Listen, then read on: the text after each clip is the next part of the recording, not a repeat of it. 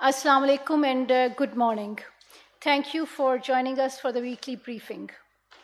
Let me begin with the recent visit of Foreign Minister Bilawal Bhutto Zardari to Tashkent, Uzbekistan on 23rd to 24th January 2023 to attend the 26th meeting of the Council of Ministers of the Economic Cooperation Organization.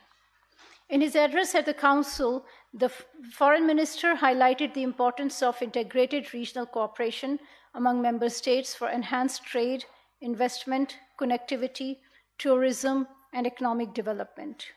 He called for harmonizing trade policies, establishing robust infrastructure, and facilitating free movement of goods and services to enhance intra-regional cooperation. The Foreign Minister spoke about the challenges of climate change, induced natural disasters, and proposed a time-tested, well-funded, and strategically robust emergency response mechanism in the region. The Council of Ministers reviewed the activities of ECO and set the agenda for the future. The meeting adopted a Tashkent communiqué that focuses on enhanced regional cooperation and collaboration among the member states.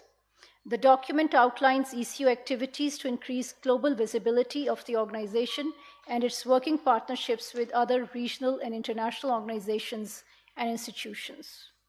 An important outcome of the ministerial meeting was the agreement on the Charter of ECO Research Center at Baku, Azerbaijan. The center will promote and provide avenues of sharing of expertise and research on economic issues among ECO member states. On the sidelines of the Council of Ministers, Foreign Minister Bilawal Bhutto Zardari held meetings with foreign ministers of Iran, Tajikistan, Turkey, and acting Foreign Minister of Uzbekistan. He also met the Secretaries General of ECO, D8, and SICA. As a founding member of the organization, Pakistan wishes to see a strong ECO to further effective regional cooperation and special focus on intra-regional trade, strengthening regional connectivity, promoting tourism, operationalizing the major ECO transport corridors, and coordinating efforts to achieve energy security and sustainability. His Highness Sheikh Mohammed bin Zayed Al Nahyan, President of the United Arab Emirates, arrived in Rahim Yar Khan yesterday on a private visit to Pakistan. He was welcomed at the airport by Prime Minister Mohammad Shehbaz Sharif. During their meeting, the two leaders expressed their resolve to further strengthen brotherly ties, promote mutually beneficial cooperation, and to move forward on their understanding reached during the recent visit of the Prime Minister to the UAE. Russia's Special Representative for Afghanistan, Ambassador Zamir Kabulov, visited Pakistan this week as part of his tour to the region. He held meetings with Minister of State for Foreign Affairs, Ms. Hina Rabbani Kar, and Special Representative for Afghanistan, Ambassador Muhammad Sadiq. In these meetings, the situation in Afghanistan and recent developments in the region were discussed. Pakistan stressed the importance of peace and stability in our neighborhood. We underscored our desire to work closely with regional countries, to pursue continuous and practical engagement with the interim Afghan government on countering terrorism and to help avert humanitarian crisis in Afghanistan. Both sides reiterated their commitment to work closely to further strengthen coordination and cooperation in promoting peace, stability, economic development in Afghanistan. They also agreed to continue engagement both bilaterally and in the context of regional forums such as Moscow Format and the neighboring countries of Afghanistan platform. As you're aware, the 8th session of the Pakistan-Russia Intergovernmental Commission on Trade, Economic, Scientific and Technical Cooperation was held from 18th to 20th January in Islamabad. It was led by Mr. Ayaz Sadiq, Federal Minister for Economic Affairs of Pakistan, and Mr. Nikolai Shulginov, Minister of Energy of the Russian Federation. Mr. Shulginov also called on the Prime Minister of Pakistan. The meetings were held in a positive and constructive atmosphere. The two sides discussed enhanced bilateral cooperation in trade and investment, energy, communication and transport, agriculture, industry, finance, customs and banking sector, higher education, science and technology, and information technology. A joint statement was issued at the end of the session. The two sides also signed a number of documents, including an agreement on cooperation and mutual assistance in customs matters, and a working agreement on airworthiness of aeronautical products. You may have seen that Pakistan has strongly condemned the recent acts of desecration of the Holy Quran in Sweden and the Netherlands.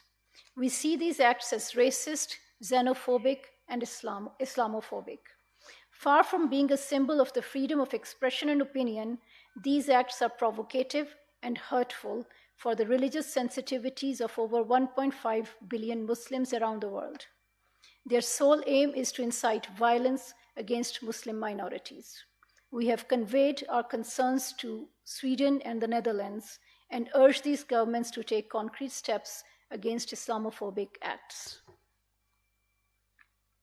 The last 10 days of January carry painful memories of 3 massacres committed by the Indian occupation forces in the Indian illegally occupied Jammu and Kashmir in the 1990s. On 21st January 1990, in Gawakadal area of Srinagar, the Indian troops opened fires on peaceful protesters, killing at least 50 civilians and injuring dozens. A few days later, on 25th of January 1990, another 21 unarmed Kashmiris were killed by the Indian troops in Handwara town in northern IIOJK. And this very date, the 27th of January, is a reminder of another day of bloodshed in 1994 when Indian troops massacred 27 civilians in Kupwara town of IIOJK.